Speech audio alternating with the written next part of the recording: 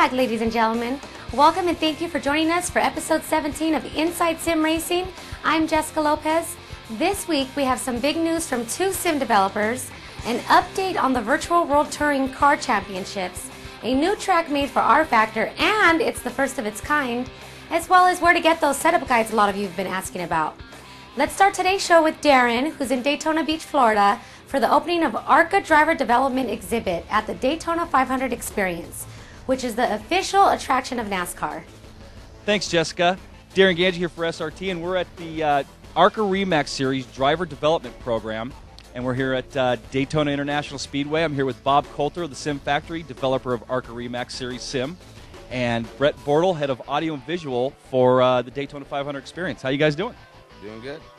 Right on. I'm great to be here with you guys, and man, this thing is awesome. You guys must be pretty excited about it. Yeah, we were very excited about it. It's taken about a year and a half to get us this far, and a lot of hard work. We're real excited for ourselves, and I think it'll be great for the sim community, obviously for the ARCA REMAX series, and I think we'll be able to provide a really cool experience for the guests of the 500. Yeah, I definitely agree with that. I took these things for a lap today, and they're pretty awesome, man. So, this is the first time ARCA's been in the 500 Experience, and Brett, you had a big part of putting this together, didn't you? Yeah, I was, it was a year and a half ago now. Basically just sitting in my office one day thinking about, man, what can we do to make this place, that much better? We have a lot of, obviously, great stuff in here, everything to do with racing, but, I just really wanted to be able to provide a real racing experience for our guests that come every year. We obviously host the Daytona 500, the Coke 400 in July. So, I found out about the software, and I was like, hey, I want to talk to these guys. I need to get a hold of them, and called Bob one day, and the rest is history. Yeah, and you couldn't have picked a better piece of software to be in here, man. It's definitely, like we said on the cover, best stock car simulation to date. So this is big for ARCA. This is the first time they've been here, and I bet they're pretty stoked about this. How about? Yeah, I think they're real proud to be a part of this facility, and to have their mark at a track that they've run for a long time. As well as to provide some exposure to some of these young up and coming stars that drive in that series. I think it'll be great to be able to bring some of them up during races and do some promotional stuff with them, and to let the guests of this place get a chance to learn a little bit more about a series that really is turning out stars every year. And you know what? This is a great way for the public to check out what it's like to drive a stock car, because this is as close as it's going to get for a lot of us. So it's a great experience. So why don't we go check it out, man? All right, we're here with Nick Steelman, a.k.a. Texas Hawk, another one of the developers of ARCA Sim Racing. And why don't you tell us about these things, Nick? Well, we got the square tube chassis that's custom built by the Adrenaline Corporation. We got custom gaming PC powering this whole thing by Adrenaline computers. We got the ECCI. Fully adjustable, right? Adjustable. So anybody can sit in this thing and race, pretty much. Pretty much, yeah. We got the 5.1 surround sound Logitech speaker system. Sweet. The butt kicker gamer. We got the sim gear shifter. 42-inch LCD monitors. Right on. So this thing's built to last, huh? Yeah, exactly. Probably drag this out to International out there and possibly survive a head-on collision with the car. I can imagine, man. This thing's built like a tank. So, but you got pretty excited too about this whole thing, huh? Oh yeah, it's unbelievable being the the home of stock car racing here in Daytona. It's a big deal, man. I'd be stoked if I were you guys. This is definitely big for sim racing, ARCA, the Sim Factory. Yeah, really being bigger than this. It really solidifies us as a company as well. Yeah, no doubt. All right, well, thanks for telling us about it, Nick, and we're going to turn some laps on these things. All right, man. Boy, did we turn some laps in those Adrenaline-built, one-of-a-kind sim racing rigs. As you can see here, we had a lot of fun with it, too. The four of us would go out together in the draft and then yell out, 2 to go. I ended up taking the first 2 races like that, and Brett, as you can see here, took this one. But the real excitement at the exhibit began the next day when it opened to the public. There was a non-stop stream of people wanting to give it a try. From young girls, older ladies and gentlemen, and then he arrived. Sim Racing's version of Lauren Wallace, that kid from the Geico commercials. This little guy was about 8 years old, and as you can see, couldn't even reach the pedals without sitting about a foot away from the back of the seat. He was actually looking through the wheel, I think. I don't think he actually hit the wall for at least 20 laps, and it only raced on his PlayStation, which was actually his dad's excuse for being beat by his son.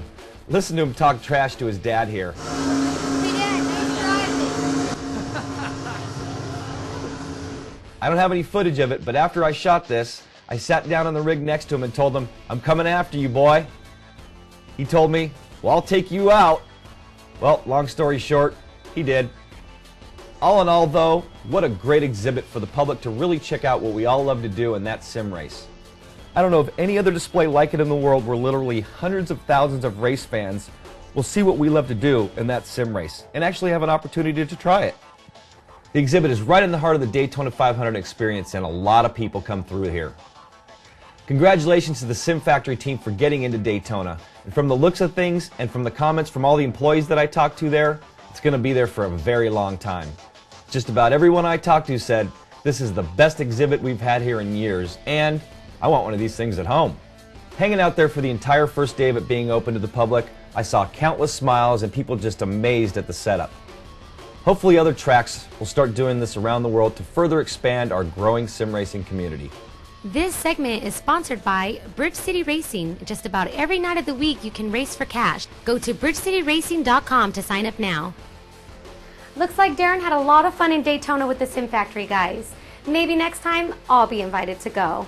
Stay tuned this week for Darren's uncut interview with Bob Kotler and Nick Steelman, two of the lead developers for Arca Sim Racing.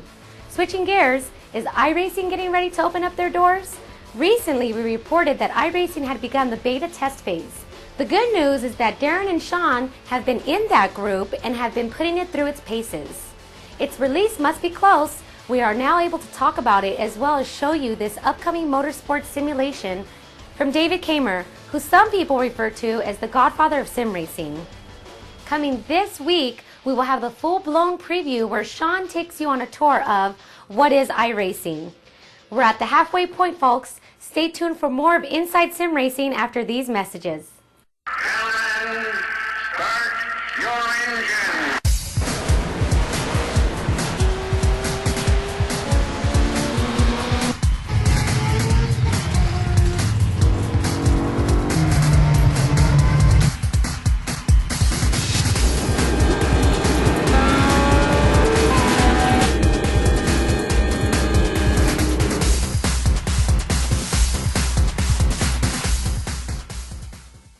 How you doing? I'm Mike. This is Mark. We're from the Sim Factory. We're at Daytona. You're watching SRT.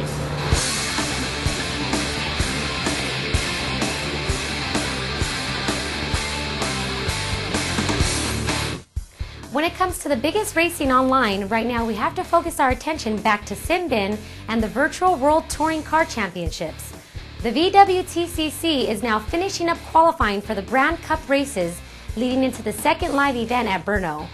It's no surprise, Matthew Prevost once again looks like the man to beat, posting the fastest qualifying time so far with the 107.750 in his BMW.